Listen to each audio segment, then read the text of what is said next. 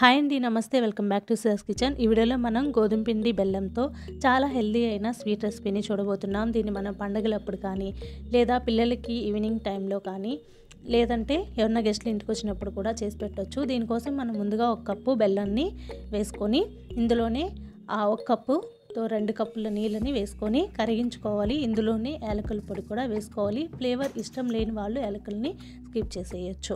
ఒకవేళ తీపి తక్కువ తినే వాళ్ళైతే బెల్లంని 3/4 కప్పు వరకు వేసుకోండి.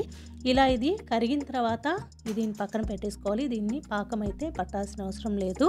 ఈ విధంగా చక్కగా కరిగిపోయిన తర్వాత దీన్ని పక్కన పెట్టేసుకునేసి మరో ప్యాన్ కానీ కడాయి కానీ తీసుకొని 1 టేబుల్ స్పూన్ వరకు నెయ్యిని వేసుకోవాలి. నెయ్యి ఇంకొంచెం ఎక్కువ వేసుకున్నా కూడా దీనికి బాగానే ఉంటుంది. ఇలా వేసుకున్న తర్వాత ఇందులోకి డ్రై ఫ్రూట్స్ కూడా వేసుకుంటే బాగుంటుంది. ఒకవేళ లేకపోతే స్కిప్ చేసేయచ్చు. ఒకవేళ ఇష్టం ఉంటే కొంచెం మీకు నచ్చిన డ్రై ఫ్రూట్స్ని యాడ్ చేసుకొని గోల్డెన్ బ్రౌన్ కలర్ వచ్చేంత వరకు కూడా ఫ్రై చేసేసుకొని ఇందులోనే 1 కప్పు వరకు గోధుమ పిండిని వేసి పచ్చివాసన పోయేంత వరకు కూడా ఒక 2 నిమిషాల పాటు మీడియం ఫ్లేమ్లో పెట్టుకొని ఫ్రై చేసుకోవాలి. ఈ ప్రాసెస్ అంతా కూడా కంప్లీట్గా మీడియం ఫ్లేమ్లోనే ఉంచుకొని చేసుకోవాలి. ఇది కొంచెం కలర్ అనేది మారుతుంది, అలాగే ఫ్లేవర్ అనేది చేంజ్ అవుతుంది. అప్పుడు మనం ఈ కరిగించి ఉంచుకున్న బెల్లాన్ని వడపోసేసుకోవాలి కంప్లీట్గా. ఇది వడపోసేసుకున్న తర్వాత కలిపి పెడుతూ ఉండాలి. కొంచెం ముద్దగా తయారవుతుంది హల్వా లాగా. ఆ తర్వాత దీన్ని మనం సర్వ్ చేసేసుకోవచ్చు.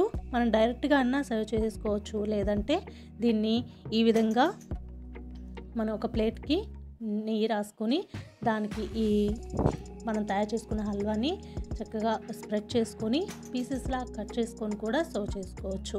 మరి ఈ రెసిపీ మీకు ఎలా అనిపించిందో అనేది కమెంట్ బాక్స్లో తెలియచేయండి. మరొక విషయం అండి, దీన్ని మనం చేసిన తర్వాత అప్పటికప్పుడు సర్వ్ చేసుకొని తినేసేయాలి. ఇదొకటి మాత్రం ఇందులో ఉంది. మరి మీకు ఏ విధంగా ఈ వీడియో నచ్చినా లైక్ చేయండి, షేర్ చేయండి. ఇంకా ఎవరన్నా మా ఛానల్ని సబ్స్క్రైబ్ చేసుకోకపోతే ప్లీజ్ సబ్స్క్రైబ్ చేసుకోండి. నమస్తే.